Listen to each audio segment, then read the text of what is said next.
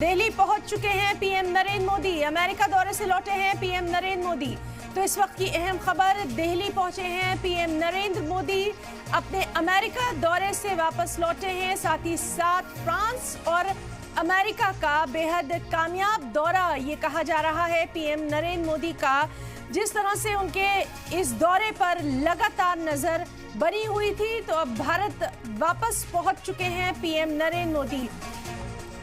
France का उन्होंने दौरा किया, वहां पर प्रेसिडेंट से खास मुलाकात की। कई अहम एमओयूज पर भी भारत और फ्रांस की तरफ से साइन किए गए। और फिर अमेरिका दौरे पर पूरी दुनिया की नजरें थी। अमेरिका में उन्होंने प्रेसिडेंट डोनाल्ड ट्रंप के साथ एलोन मस्क से भी खास मुलाकात की। कई अहम ओहदेदारों के साथ पीएम की ये अमेरिका में मुलाकात काफी मायने रखती है। और जिस तरह से दोनों ममालिक के दरमियान रिश्ते हैं, अब उस पर भी लगातार नजर बनी रहेगी।